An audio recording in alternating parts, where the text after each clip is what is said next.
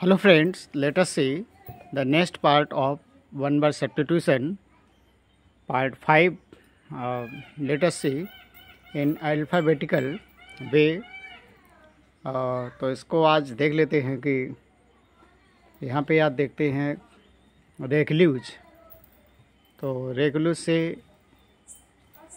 जिसका अर्थ होता है एकांतवासी या सन्यासी, जो एकांत में रहता है सन्यासी कहलाता है। तो a person who lives alone, एक ऐसा आदमी जो बिल्कुल अकेले रहता है, तो ऐसे व्यक्ति को रेक्लूज बोला जाता है।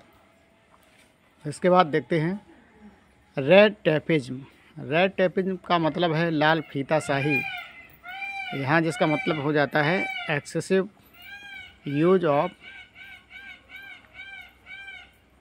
फॉर्मेलिटीज इन पब्लिक बिजनेस, मतलब पब्लिक बिजनेस के लिए फॉर्मेलिटी के तौर पे दिखावा करना। तो ये लाल फीता शाही जिसका हिंदी बोला जाता है, जिसका इंग्लिश है रेड टेपिज्म।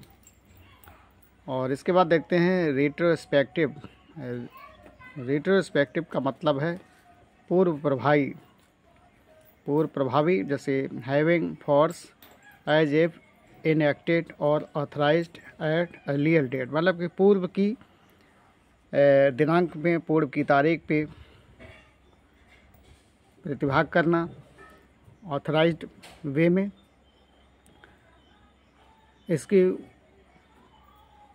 जो अर्थ बनेगा वो रिट्रोस्पेक्टिव, मतलब पूर्व प्रभावी, मतलब पहले के समय में प्रभावी होना, ये इसका अर्थ रहेगा। और इसके बाद आगे देखते हैं सैनाटोरियम। तो यहाँ सैनाटोरियम का मतलब क्या हो जाता है आरोग्य आश्रम, हॉस्पिटल फॉर कॉन्वालिसेंट पीपल। कॉन्वालिसेंट का मतलब होता है एक मतलब बीमारी से स्वास्थ्य लाभ प्राप्त करने वाले लोग, ठीक है, बीमारी से निजात पाना। तो एक ऐसा एक हॉस्पिटल जहाँ पे बीमार व्यक्तियों को अच्छे स्वास्थ्य के लिए रखा जाता है, ठीक है। तो ऐसे स्थान को सैनाटोरियम बोला जाता है। और इसके बाद आगे देख लेते हैं सेमिनार। सेमिनार आप जानते हैं, जैसे कई कंपनियां सेमिनार लगाती हैं, ठीक है। तो परिसंवाद या गोष्ठी करती हैं, अपने कंपनी का प्रचार करती हैं। तो देख लेते हैं discussion on specific subject under supervision, मतलब कि डिस्कशन होता है और ऑन स्पेसिफिक सब्जेक्ट, मतलब किसी विषय के ऊपर डिस्कशन चलता है, बोला जाता है, अंडर सुपरविजन, और सुपरविजन करने वाले लोग भी वहाँ मौजूद रहते हैं, मतलब उस कंपनी से रिलेटेड जो भी सुपरविजन करने वाले सुपरवाइज़र होते हैं वो भी उसकी उस परिसंवाद में या सेमिनार में शामिल रहते हैं। और अगला देखते हैं स्मगलर। तो स्मगलर आप जानते होंगे, स्मगलर का मतलब होता है तस्कर। तो यहाँ तस्कर का मतलब हो जाता है a person who gets goods secretly, मतलब एक ऐसा व्यक्ति जो वस्तुओं को चुपचाप से ले जाता है या प्राप्त करता है, एंड इलीगली इनटू और आउट ऑफ ए कंट्री, या इलीगल तरीके से देश के बाहर भी ले जाता है। तो ऐसे गुप्त तरीके से किए हुए कार्य को स्मगलर बोला जाता है, तस्कर जिसको बोलते हैं। Okay friends. और इसके बाद देखते हैं स्टेडियम। तो स्टेडियम आप जानते हैं, जिसका मतलब होता है क्रीड़ा स्थल। एन इनक्लोज्ड एरिया, मतलब एक ऐसा बंद क्षेत्र ऑफ लैंड, ज़मीन का, of for games with stand for spectacle, मतलब एक ऐसा, आपने देखा होगा कि जो क्रिकेट होता है तो क्रिकेट के चारों ओर जो बैठने वाली सीटें होती हैं, तो वो स्टेडियम ही बोला जाता है, जहाँ पे दर्शक जो होते हैं बड़ी मात्रा में बैठ कर के उस गेम को एंजॉय करते हैं। और इसके बाद आगे देखते हैं स्टोइक। तो यहाँ स्टोइक का मतलब हो जाता है स्थिर प्रज्ञ, मतलब दृढ़ व्यक्ति, जिसको आप बोले निर्लिप्त व्यक्ति, दृढ़ संकल्पी व्यक्ति, जो भी आप कहना चाहें। अ पर्सन एक व्यक्ति हु इज इनडिफरेंट, जो कि अभिन्न है, to both pleasure and pain, मतलब जो प्लीजर माने सुख में और दुख में अभिन्न बना रहता है, ऐसे को ही स्टोइक बोला जाता है, जिसके ऊपर ना तो सुख का प्रभाव होता है और ना दुख का प्रभाव होता है। ऐसे ही व्यक्ति को स्टोइक बोला जाता है। और इसके बाद आगे देखते हैं स्टूडियो, तो यहाँ स्टूडियो का मतलब होता है कला कुंज, द प्लेस एक ऐसा स्थान, वेयर जहाँ पे आर्टिस्ट वर्क मतलब जो कलाकार होते हैं वो कार्य करते हैं, अपना काम करते हैं, ठीक है। स्टूडियो में अपना मतलब वेशभूषा से संबंधित काम करते हैं या सजते संवरते हैं ताकि वो अपनी कला को परफॉर्मेंस कर सकें, ठीक है। तो स्टूडियो का मतलब आप जान गए हैं। और इसके बाद आता है टीटो टॉलर। टीटो टॉलर जो शब्द है ये बहुत इंपॉर्टेंट है, लगभग कंपटीशन की परीक्षाओं में ज़्यादातर पूछा जाता है, तो इसको आप बिल्कुल हूबहू याद कर लेंगे। टीटो टॉलर का मतलब होता है मद त्यागी, मतलब ऐसा व्यक्ति जिसने मदिरापान छोड़ दिया है, ऐसे व्यक्ति को टीटो टॉलर बोला जाता है। तो one who totally abstain from alcoholic liquor, मतलब एक ऐसा व्यक्ति जिसने पूर्ण रूप से एब्स्टेन फ्रॉम मतलब दूर हो गया है, अल्कोहलिक लिक्वर मतलब शराब मदिरा से बिल्कुल दूर हो गया है, अब वो उसका सेवन नहीं करता है, तो ऐसी कंडीशन में इसको टीटो टॉलर बोला जाता है। और इसके बाद आगे देखते हैं ट्रांजिटरी।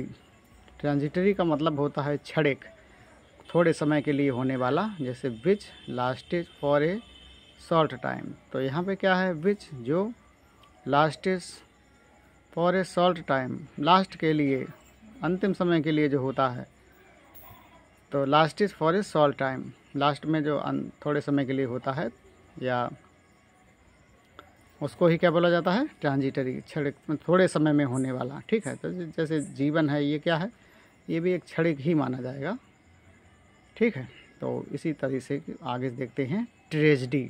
तो यहाँ ट्रेजेडी का मतलब क्या हो जाता है, दुखांत नाटक, a play of a serious kind with a sad ending. कहने का मतलब है एक नाटक होता है ऑफ ए सीरियस काइंड, मतलब इसमें बहुत ज़्यादा गंभीरता को दिखाया जाता है, सीरियस होता है, विद ए सैड एंडिंग, और जिसका अंत होता है वो बहुत दुखद होता है। आपने देखा होगा कि कई मूवी ऐसी हैं जिसमें जो हीरो होता है वो लास्ट में मर जाता है, तो मूवी को देखने वाले लोग भी दुखी हो जाते हैं कि जो हीरो है वो ख़त्म हो गया है, ठीक है। तो ऐसी कंडीशन में जो मूवी इस पे अंत करती है, मतलब दुख से अंत होती है, उसी को ट्रेजेडी मूवी बोला जाता है। आगे देखते हैं ट्रेटर। तो यहाँ ट्रेटर का मतलब होता है देशद्रोही, मतलब देश के साथ गद्दारी करने वाला। द पर्सन माने व्यक्ति, हु बीटरेज हिज कंट्री, जो अपने देश के साथ धोखा करता है, तो ऐसे व्यक्ति को ही ट्रेटर बोला जाता है। और इसके बाद आगे देखते हैं ट्विन। तो ट्विन का मतलब आप जानते हैं जुड़वा, जैसे जुड़वा बच्चे पैदा होते हैं, तो देख लेते हैं। One of the two children born of the same mother on the same day, मतलब एक दिन में, एक समय में, एक माँ के द्वारा, ठीक है, दो पुत्रों का एक साथ जन्म लेना, दो बच्चों का एक साथ जन्म लेना, ठीक है। एक या दो बच्चों, मतलब दो बच्चों का एक साथ जन्म होना एक समय में, एक दिन में, तो ऐसी कंडीशन में ट्विन बोला जाता है, जुड़वा। अब इसके बाद आगे देखते हैं अनएनिमस। तो अनएनिमस का मतलब क्या है, एक मत, ऑफ वन माइंड और ओपिनियन, मतलब एक दिमाग या एक विचार से किसी भी चीज़ को सहमति करना, तो ऐसी कंडीशन को अनएनिमस बोला जाता है, एक मत होकर के कोई कार्य करना, ठीक है। और इसके बाद है यूसरर। यूसरर का यहाँ पे है सूदखोर। तो अ person who lands money at a very high rate और इंटरेस्ट, मतलब एक आदमी हु जो लैंड्स मीन्स उधार देता है, मनी धन को, at a very high rate मतलब बहुत ऊंचे ब्याज पे, बहुत ऊंचा ब्याज लगा करके किसी को धन उधार देना, ऐसे व्यक्ति को यूसरर बोलते हैं, सूदखोर जो होते हैं, ब्याज खाने वाले। और इसके बाद है अनबिलीवल। तो अनबिलीवल का मतलब क्या हो जाएगा, अविश्वसनीय, मतलब जिस पे विश्वास ना किया जाए। डिफ़िकल्ट टू बी बिलीव्ड, मतलब जिस पे विश्वास करना कठिन हो। और इसके बाद देख लेते हैं यूनिलैटरल। तो यूनिलैटरल का मतलब हो जाता है एक पक्षी, माने एक पक्ष की बात करने वाला, उस ऐसे व्यक्ति को अंग्रेजी में यूनिलैटरल बोलते हैं। तो अफेक्टिंग वन पार्टी ओनली, मतलब जो एक पार्टी की ही बात करे, एक तरफ ही बोले, एक तरफ बात करे, दूसरे पार्टी को ना सुने, ऐसे व्यक्ति को यूनिलैटरल बोला जाता है। और इसके बाद आगे देखते हैं यूनिवर्सल। तो यहाँ यूनिवर्सल का मतलब क्या होता है, विश्वव्यापी, बिलोंजिंग टू ऑल, अफेक्टिंग ऑल, न कि सभी से संबंध रखने वाला, सभी को प्रभावित करने वाला, तो ये हो जाता है विश्वव्यापी। और इसके बाद आगे देखते हैं वेटरन। तो यहाँ वेटरन का मतलब क्या हो जाता है, अनुभवी और जानकार।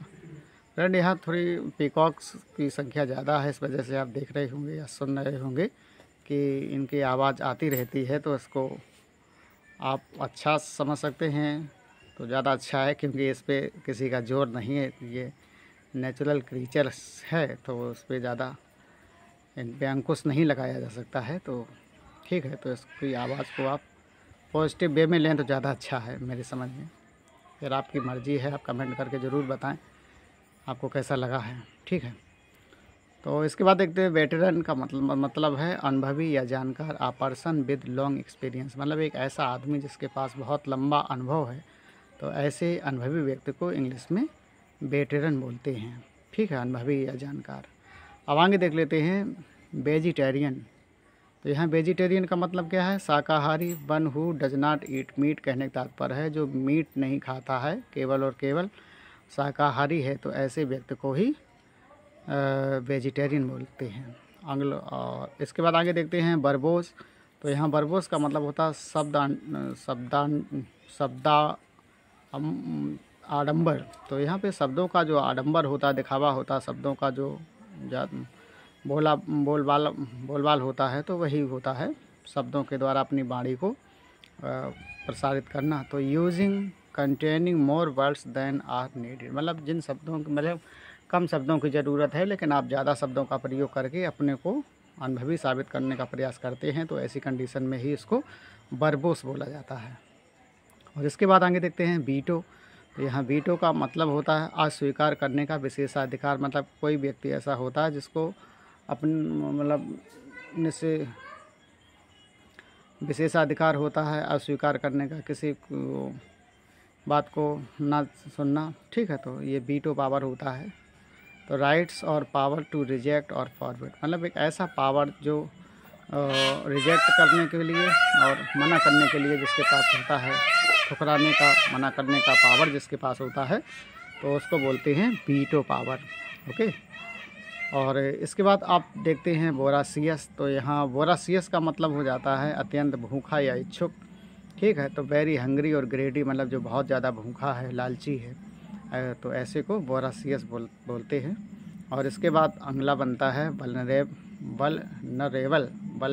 का मतलब हो जाता है कमज़ोर, that is liable to be damage, मतलब वो इतना कमज़ोर है कि कभी भी डैमेज हो सकता है, दैट इज़ लायबल जो कि जिम्मेदार है डैमेज के लिए, मतलब बहुत नाजुक है, वल्नरेबल है, ठीक है। और इसके बाद आगे देखते हैं विडो। तो विडो का मतलब आप जानते हैं विधवा होता है, अ वुमेन एक औरत, हुज हस्बैंड इज डेड, जिसका पति जो होता है वो ख़त्म हो जाता है, तो ऐसी महिला को विडो बोला जाता है। और इसके बाद देखते हैं विडोवर।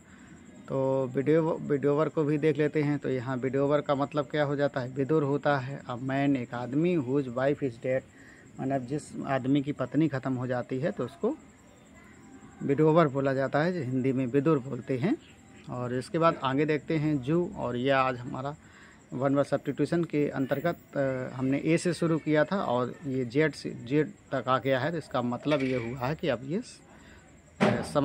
समापन की कगार पे है। तो जू का मतलब चिड़ियाघर होता है, अब प्लेस एक स्थान, बेयर जहाँ पे, वर्ड्स चिड़िया, एनिमल्स जानवर, etc are kept for public display, माने पब्लिक को देखने के लिए, पब्लिक को जनता के लिए पशु पक्षी जो रखे जाते हैं, तो ऐसे स्थान को ही जू बोलते हैं, चिड़ियाघर बोलते हैं। तो आज के लिए इतना ही।